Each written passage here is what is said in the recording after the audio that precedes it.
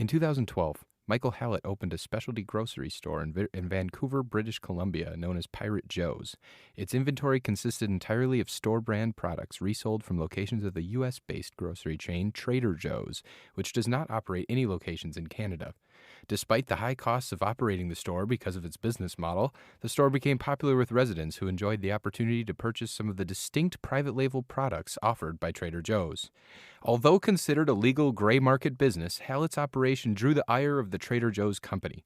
The shop eventually became the subject of a lawsuit filed by Trader Joe's in May 2013, which claimed that the Pirate Joe's shop was infringing on its trademarks and damaging its reputation. Hallett chose to fight for his business model in court while continuing to operate the store. In 2013, a judge dismissed the suit, ruling that Hallett could not be convicted under U.S. trademark law because the alleged infringements did not occur within the country. Trader Joe's was not able to prove the business was causing them any harm, and it was determined that they were in fact benefiting since all products were purchased from their stores at full retail price. However, the suit was reopened on appeal, and Hallett did finally decide to close the store in 2017 due to mounting legal costs. So Trader Joe's won the war, and it currently has 474 stores as of 2017 in the United States, with more being added regularly. Today on the show, Nick and I visited the tiki nautical-themed establishment and purchased Trader Joe's iconic brand of beer, Trader José Dark Premium Beer.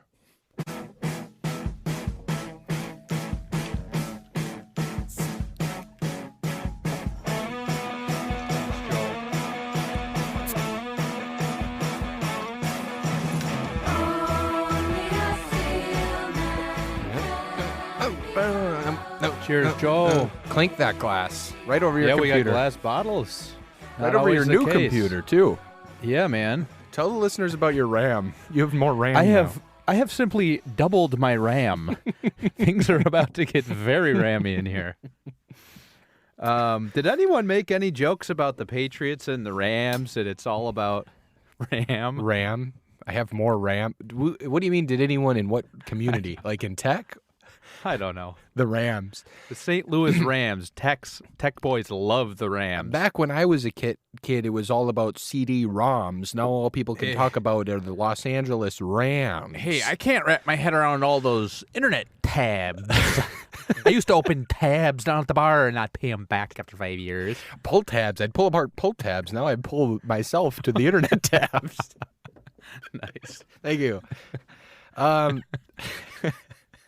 Have you ever had this beer? I have not. I've seen it. I've seen it before because they have the Trader Joe's in my neighborhood has like a pretty sizable alcohol section. It's got to be like a 20% of the store or something, 15% of the store. It's a big part of the store. Big. Mostly their wine selection. I go to the one in your neighborhood as well. Uh-huh. We've started shopping there more. It's a great place to shop when you like. How often do you grocery shop? Well, you're a fucking terrible example. Nick lives above a grocery store. I do. We call it the pantry. He goes down into his grocery store. They keep it all there for me. I have stowed away for good keeping. And the self-checkout line assures him that all his food is free or at a deep discount. No, I respect that store. It's my store. I don't steal. I didn't think I was going to step on any weird toes there. No Anyway, matter what you've heard. I like to keep a weekly cadence with grocery shopping, but when that falls apart, whether due to travel or just we got lazy and we didn't do it, and it's only like 2 or 3 days worth of grocery shopping that we want to do, we'll pop up to Trader Joe's instead. TJ's. And TJ's get their unique brand of product like that Canadian guy did when he opened the fake Trader Joe's store. Genius. And beat them in the lawsuit. Yeah, and so we went up there and we get wine. As you said, like a quarter of the store is alcohol. Mm-hmm. And then I perused the beer aisle because we have some friends coming into town. J.O. Knows 8 will be in town this weekend. That's right. For a Cold Cans on-site interview. And tax-deductible flight out here. Fully business tax-deductible. purposes. Though we were not able to cover the costs of his flight. No, that was a personal expense. But we'll deduct it from our taxes. Not true. Our lawyers are saying that. They're shaking their heads vigorously. But so I noticed these beers. I had really not even heard of Trader José, and so was very excited to try it. What are your first thoughts? It's good. It's a dark lager, as you said at the top, and we actually had a dark lager last night at that brewery we were at for trivia. Yeah, and that was similarly smooth. Yeah, they're very similar beers because you don't expect it looking at the color of it, but then it's smooth. Yeah, any of these malty beers, anything dark and malty like this, has that smoothness that I'm almost caramelness to it. Yeah, this has a lot of sweetness in it. Right, and so this Trader Jose Dark Premium Lager is imported from Mexico, which they proudly stamp on their label. So obviously, if the Trader Jose naming they're going for, this is all kind of the cerveza style of beers. They have a Trader Jose non-dark, just regular, and then Trader Jose light. So that I think is kin to like a Corona, and this is supposed to be like a Negro Modelo, I would imagine. Yeah. It does taste pretty close to it. It's good, and it's affordable. So kind of like Costco is making their own beers, right? Like, have you had all those, and how does this compare to that? The Kirkland Signature? Yeah. I've only had the awful Kirkland Signature Light, which is like it's not really trying to make taste, which is classic Costco. That fits the Costco model. Like, this isn't going to taste good. This is the most affordable mass market thing you can. And we're going to give you a lot of it. We'll give you a shitload of it. You get it in a 30-pack, which in Wisconsin is the standard, but this is the Costco size out here. Or maybe it is a 36-pack. I don't know. I think it's just a 30-pack. But I can't even say it compares because they're not going for taste or flavor or anything like that. Whereas this, they actually are trying to go to the taste to Flavor Town, as it were, and try to compete, I think, with Negro Modelo, and it does do a pretty good job. Nice. This is the longest we've talked about the beer, I think, on the show. Yeah, it feels professional. Years. Yeah, professional and less fun.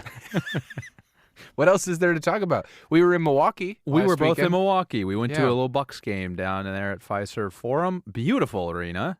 Yeah, a lot of people in the stands. With some, people are Bucks crazy. They got Bucks in the mind. Yeah. In Milwaukee, and that's really nice to see. All the fucking Fairweather fans, coming out. No, I'm just kidding.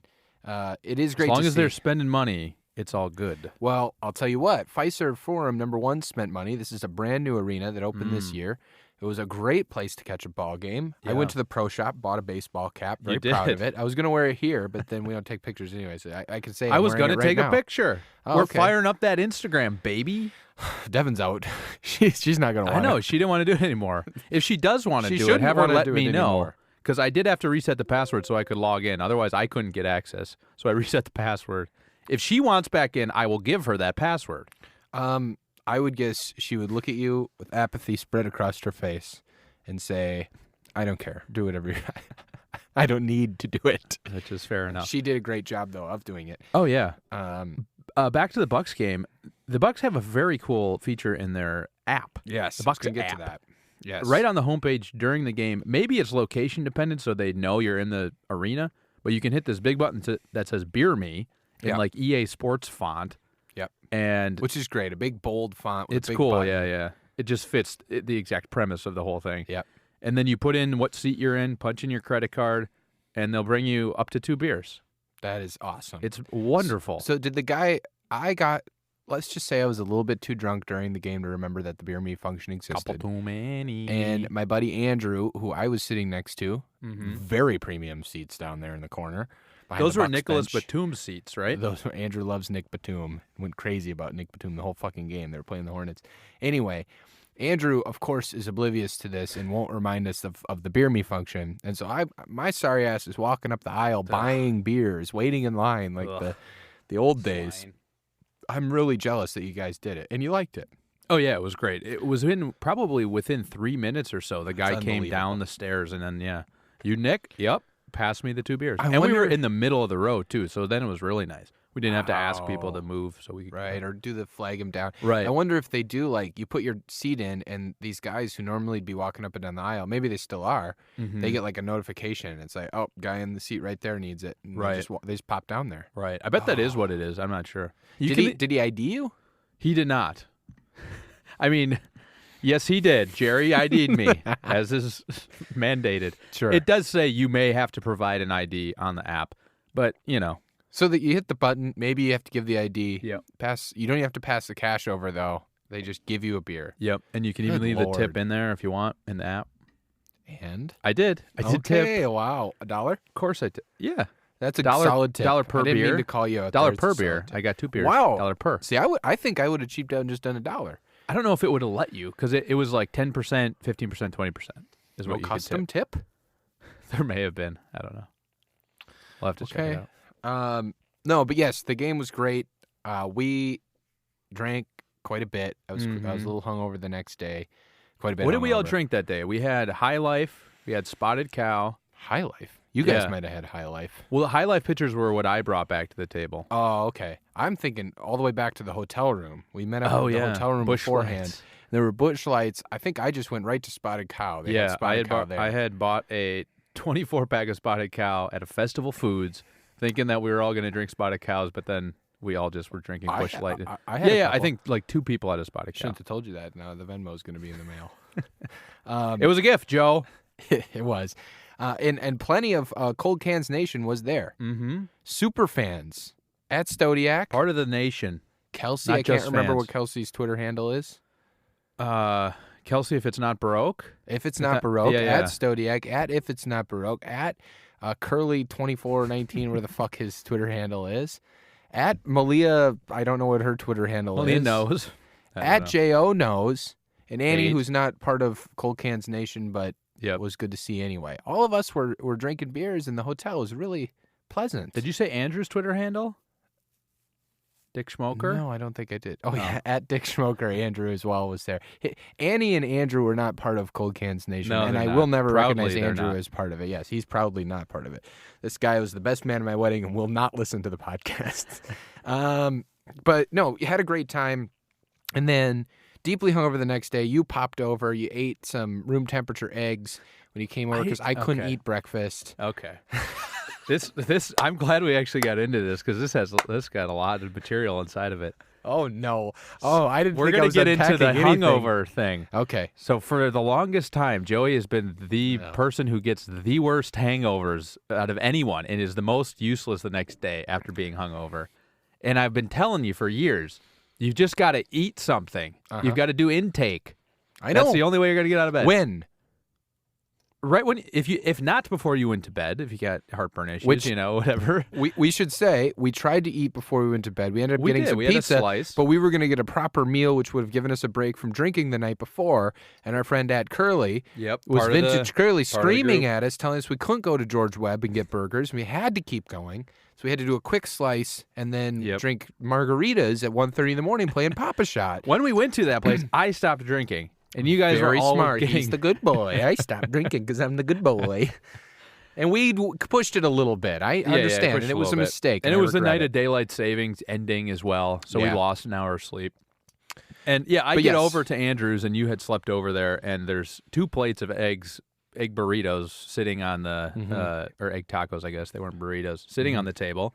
Hadn't been touched, basically. I ate the bacon and I ate one of the tacos. You did, He made, okay. I think 4 tacos and I ate one and I couldn't eat anymore. And I was laying on the air mattress and I couldn't move. I was playing with the cat Harvey, who's got a big belly on him. And I was like, I can't That's eat. relevant here. I was like, I can't eat. And I understand you have to force, but like my body will literally, it just rejects it. I can't eat food. I hate being hungover. I drink. Wow. I drink frequently in terms of like, I guess days, like number of days in a week. But You're training. You're constantly training. No, I'm not. I very rarely drink with depth on any given night. Yes, I'm not I drinking hear like that. But then we were back with the old boys and we were doing it again. It was fun. And I had a lot of fun doing it, but man, did I pay the price. It took me all day to get over the hangover. Yeah. Yeah. And especially when you don't get sleep, too. You don't get sleep. You're not eating. And, like, there was no impetus to, like, get up and do anything either, really. Our flight was at 7 p.m. Yes, we milled about Bayview, Milwaukee for a little bit. Downtown Bayview. Had a very Lulu's Diner. Shout out to Lulu's Diner. It was nice good lunch. Except you need to cut off a certain lady who's been there since 11 for brunch. Anybody drinking brunch wine needs to be cut after 3. Don't need she to be was hammered loud. on a Sunday morning. She was boisterous right behind us. Yep. Anyway, I reheated some of those egg tacos in the microwave. Didn't eat them cold. I know. Not you an didn't eat them idiot. at room temperature. He I just heated them in the dried the hell microwave. out of them in the microwave and then ate them. And Andrew was so kind to make it. I felt so bad, but my body was not gonna. I was gonna throw up, and I don't like doing that. So I was like, I can't. I don't want to do that. Sure. That morning, by the way, I had eaten at Perkins earlier that morning. Classic Wisconsin establishment. Yes, the contingent that I was with insisted on getting up at like 7:30 in the morning. And I will remind the listeners that we lost an hour's sleep. I think I slept an hour that night. That's it. Because our hotel neighbor next to us, we couldn't get adjoining rooms, unfortunately. The hotel neighbor next to us at like 5:30 in the morning came back to the hotel just screaming, bellowing about somebody like did something they didn't like, and I'm just going to go home. And then someone shouts at them, just get inside, shut the door. And then somebody like came after and was like pounding on the door to get in. They must not have been there when the rest of them got back. It was unbelievable. And then, at like 8:30, the rest of the group comes in with Starbucks into the room, throws the shades open. Yeah, because they weren't idiots the night before like us, playing Papa Shot and getting drunk. But goddammit, it was a fun night. It was fun. I'm glad we did it. Just to wrap up the Milwaukee weekend, you said we have a flight at 7 o'clock. We go to the Milwaukee airport. Oh, yeah.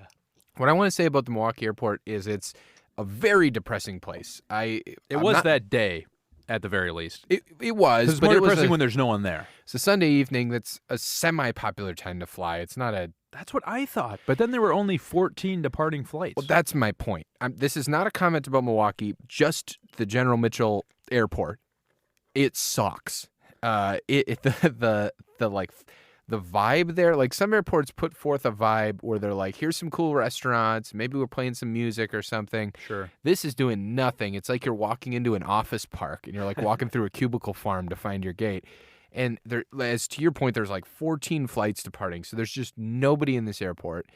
And you had read about this feature, the Liney's Lodge that they had, Leinenkugel's Lodge. Yes. And so we were going to do a live episode from the Leinenkugel's Lodge. It had self-filling taps, or like a self-checkout tap. You buy a cup and then you fill it at the tap. You can fill it at the tap. It had all these cool features. So we're like, well, let's do this live show there. We did end up getting to the airport a little late. We pushed it. We're pre-check boys. We didn't have to come that early. And I was hungover. And though there was no one in pre-check or normal security when we got there. It was completely totally empty. Wide open, just come on in. Doesn't matter. So we walk all the way to the gate, and this guy at the line, if the Leinenkugel's family is listening to this podcast, and I'm sure they are, when you opened the Liney's Lodge at General Mitchell Airport, you had a very distinct vibe in mind. You had an idea, and it was, this is going to be a place where people hang out, and they have some delicious beer.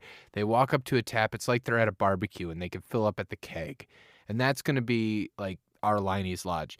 What you end up walking into, first of all, we walk in, and this guy turns to us as if he's like, you know how like the wand guy in Harry Potter, when he goes and he tries to buy a wand at Oliver's Ollivants or whatever, and like this guy kind of creeps out from the very back of the store and almost like he hasn't seen anyone in a long time. That's what this guy was like. He turned and he was like, hello, the self-filling taps are broken. Yes. We actually had to ask. He was like, hello. And then we were like, what do we want to... Can we get a tap beer? Looking for a beer. Yeah, tap beer. And he was like, they're broken. Taps I recommend a bottle. Yeah. Okay. Number of bottle options, he said. So we walk over to this cooler, I would describe it, of beer. Yeah, like open face cooler. Like a grocery store would have. It's maybe the size of a dining room table. It's not it's not extravagant. Whatever. We grab a couple of Spotted Cows, delicious beverage, and we go over to check out, and he goes over to this whole room is the size of like maybe a big walk-in closet in my mind. It was not very big. There's no room for milling about the lodge. There. Yeah, you're not hanging out in the lodge. And so we get to the checkout line, and he goes, thank you. You must leave the beers inside the railings from out there, and I will open them here. Your total is $12.41. And he's not looking at me while he says all this. He's this automatron man. And then he's like, where are you flying today? And I thought that was his excuse to be polite. Right, a little small talk. So I'm like, Seattle. He's like, direct? And I said, yes. No, I'm doing a connecting flight from Milwaukee. Yes, direct to Seattle. Gate 52 is where you'll find your departing flight, and it leaves in an hour, or whatever he fucking said. Because he was demonstrating that from memory, he knows every gate and every flight that exists. I know. Does at that he airport. study it? I guess. Yeah. Or maybe he stares at that screen. There's out 14 there. departing flights. Not that fucking hard Yeah, and to there was a remember. screen right outside the lodge. And then he was wrong. He was It wrong. was gate He was 51. One off. He was one off. So whatever. We get the beer. We're drinking it. We're having a decent We didn't go past the time. railing. We don't go past the railing. We follow all the rules. And this woman walks by, and she works at the airport. Yeah, she was like a Delta gate agent, I think. Yes. Yeah. And I kind of saw her, like, glance out of the side of her eye into the Liney's Lodge. Like, can I get past this? And past the troll. And then Mr. Ollivant, or Oliver, whatever the wand guy is, he sprints out of the Liney's Lodge like a fucking rocket. And he goes, hello. It seems that your hair has changed. I noticed your hair. You have a new hairstyle. And the woman's like, nope, nothing changed here. And he was like, well, from the back, it appeared shorter, and that's what gave me that indication. And she's like, yeah, all right, see ya. And she keeps walking, and then he kind of like turns and skulks back Slowly. in. Oh, it was my point is that if you're the Leinenkugels and you created this lodge, you did not have that scene in mind as to what you were creating. Oh, my God, that was brutal. And my back was turned to that whole interaction. But it's not something you seemed happy about that. Oh, yeah. You did not want to watch it. My eyelids were peeled. I couldn't look away. I know. Well, we just stared at each other after it, too, because he's sitting on the like other side of this little half wall, like 3 feet from us. Yes. So we couldn't talk about it in that moment. Yes. We had to wait until we went to our gate. That was scary. I was about to call a TSA agent over. I did not like the way, like, she wasn't happy about the interaction, and that's what really was a shame. But it was clear that she's used to it. Yes. At like least used to being harassed. Yeah. Yeah, not in a good way. I'm not saying she like likes it. No. And she was like exasperation. Yes, that's what it was. She's like, today was probably exhausting for her. Mm-hmm. It looked like she was on her way out of the airport. That just is the assumption I had. Like, she had her stuff like that. And it looked like every day to make just the little cherry on top of potentially an exhausting shit day is this fucking weasel sprinting out of his little Leinenkugel's hut to tell her hair's changed. I don't like the way he did that to her, and that he couldn't see that she was uncomfortable. Right. I don't like the way he treated us, and I don't like the way he treated her. Yeah, fuck that guy, and fuck the Liney's Lodge at General Mitchell Airport. Don't go if you're ever at General Mitchell. Which is a bummer. It is good brewery. It used to be anyway. And they have good beer. Yeah, someone needs to manage that locally better than the way they are. There's a Miller Lite Lodge in that airport, which is much better. Pub or whatever. It's huge, but the problem is it's before security, which that's a weird place to go stop for beer. Yeah. You kind of want to get through security. That said, there's no line ever there, so you can, it doesn't matter. Right. But anyway. I wonder if we went back to the airport when it was busy, if it'd just be a better vibe overall, you know? There's not enough room in the Liney's Lodge. It's so small. Yeah, that's true. I don't know. I turn it into a frat party, bro. I think that's what they have in mind is some frat party, and then the only fraternizing going on is Weasel Man sprinting out to harass an employee. It's awful. Yeah, that was brutal. But we finished our beers and then got on our flight, and it was fine. It was. Nice flight. Should we talk about the flight for 30 minutes? We should do flight talk. People love it. No, I want to pivot unless you got something. Yeah, no, let's get this thing going. All right. So I thought fitting for Trader Jose. And how's half the bottle going down? Are you still at the same place you were at? I still like it, yeah. I'm getting towards the end. It's nice and smooth, but you're right. It's a little sweet. Like, I don't think I would drink a lot of these, I guess. I don't think so either. But I don't think you'd ever drink a lot of dark lagers. So what I brought, because to your sweetness, I thought I would go fight fire with fire here a little bit. Okay. It does taste caramely. It does taste sweet. I'm going to eat one. So I brought Trader Joe's chocolate-covered, peanut butter-filled pretzel. So these are peanut butter-filled pretzels, except they're dipped in chocolate coating. So the whole thing is covered with that. So you do get the chocolate and peanut butter mashup, and then you get that pretzel crunch with it. Okay, I've done the pairing. It's nice. You get the crunchy salt from the pretzel comes through, and that mixes with the beer very well, actually. Mm-hmm. And just the creaminess of the chocolate and peanut butter, too, is nice. The beer sort of helps wash that down. I think it's very good. Oh, yeah. I think the salt is the extra thing, because we've tried a couple of sweets on this show with beers, and you can't take like a bitter beer You can't take an IPA. Last night at trivia, I had an IPA that they put mango in, and that did not work. There's bitterness to an IPA. Just adding mango juice to it just kind of muddles it. Wait, so no. Sorry, I had that backwards. It was a. What the fuck was it? Was it? I think it was an IPA with no. Some sort of ale. No. I had it totally backwards. It was a malty, like it was a lager. No, or an ale. Sorry, an ale.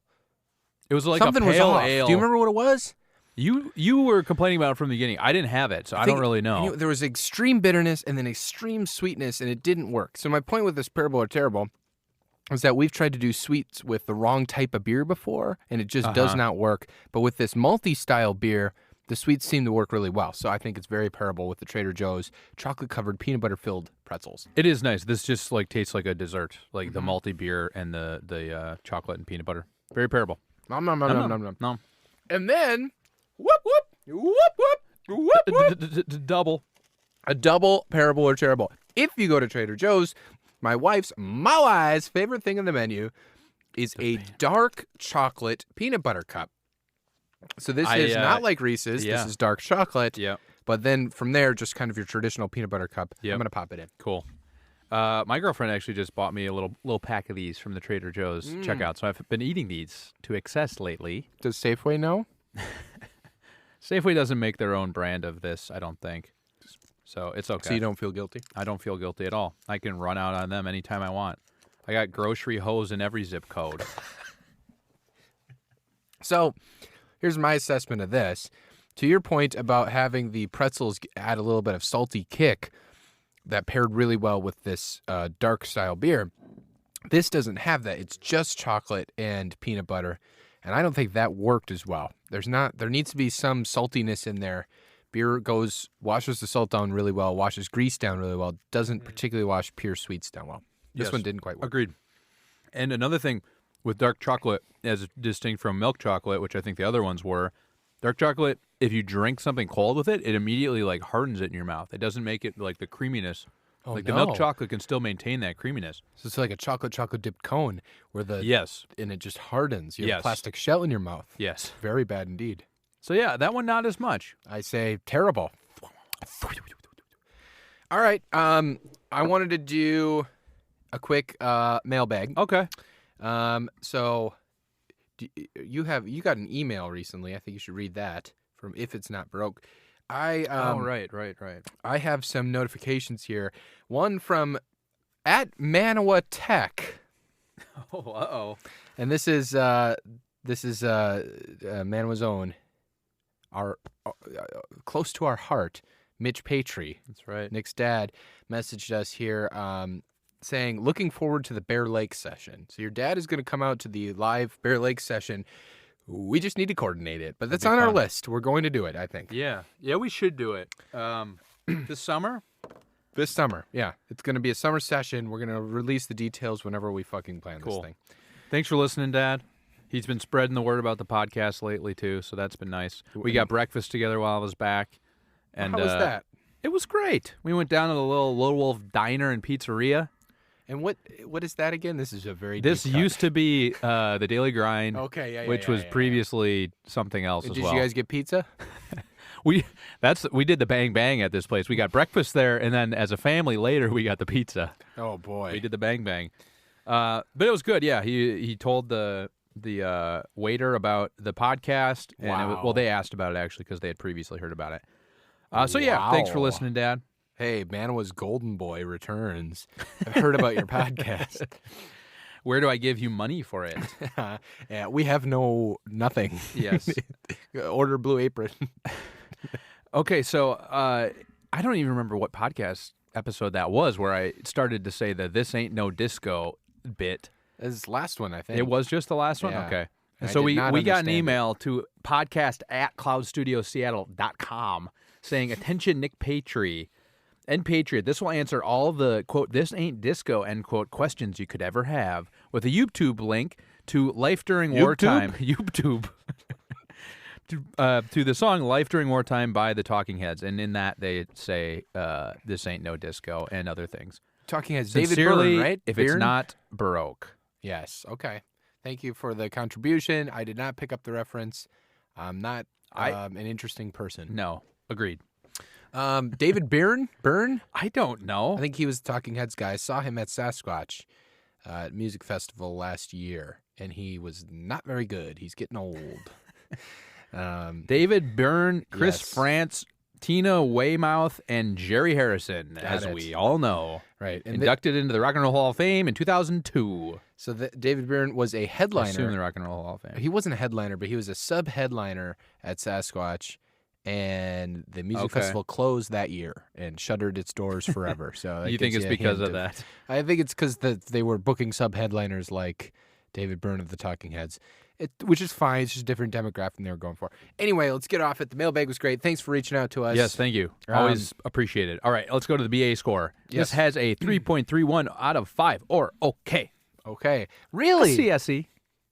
I don't disagree very much, but I would call this in the good territory. Oh, really? I really like this beer. What's wrong? You Why is it usually just don't like the sweet malty ones. To me, it's good on its own. I'm It's the big good for boy, one and beer. I'm here to say I'm going to wrap this bead in a very fine way. No, I'm not doing it. I don't know. I think it's the beer advocate score. My problem with it always is that it doesn't understand what these beers are trying to do. It never does. It's just beer snob. What's their assessment? Sure. This beer is trying to replicate Modelo, and I think it does a damn good job of doing it. It's a Trader Joe's exclusive, and it's at a discounted price. What's wrong with that? Mm-hmm. I don't know. I'm a fan. Yeah, it's solid. So I won't talk shit about it, but I think it's appropriately scored on there. really, I Yes. disagree. Agree to disagree.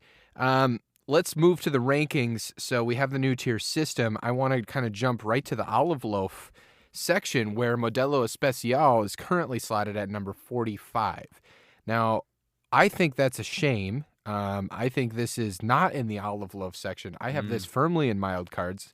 I like it. Oh, Do really? you agree or disagree with that tier? No, I would say Wells Banana Bread beer is way too high. So But I just would to- put it around Grain Belt. That's a similar, like, sweet tasting lager. So our And Modelo Especial. Yeah, I think it's right in that range. really, Yeah. I think this is way better than Greenbelt. Where We're do gonna you to have fight it this one in out. your mind? I have Twisted this, Mind. The Twisted Mind of Joey Glock has this at number 42.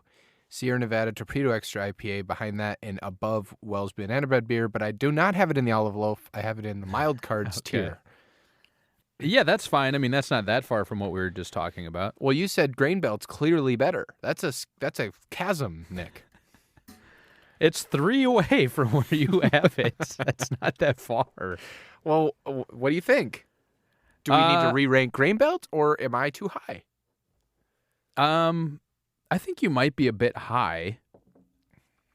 Would it satiate you to leave the rankings where it is, but to put this in the olive Loaf beer tier? Oh, you're giving me a little so you can take it all? Is that what you're trying to do, Joe? Yeah, I mean, I think I'm going to go back to my bit about not caring about the rankings because I really don't. So What do you mean you don't? it This where is you going to want be the it. end product. We're productizing this podcast, and we can't have We're that gonna kind of sell it. rhetoric as we oh, send yeah, our that's listeners right. away. That's right. I'm a new man. Uh, How about, I mean, it's better than Wells Banana Bread beer by far. so you Brett think Grain Favre Belt was needs high. to be re-ranked? Brett Favre, I did not trust one bit. Yeah, let's put it in the olive loaf at 42. In the olive loaf, but at our Yeah. new number 42 beer in our contractually obligated list of the top 100 beers of all time. Folks, thanks for listening. Thank you for listening. Thanks for tuning in.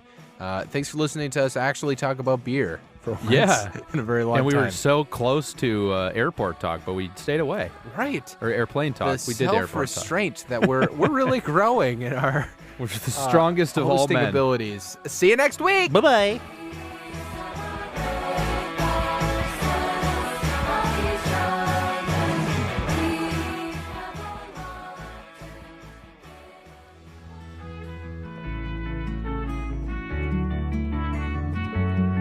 The Cold Cans podcast is recorded in the Overcast Room at Cloud Studios in Seattle, Washington. Visit cloudstudiosseattle.com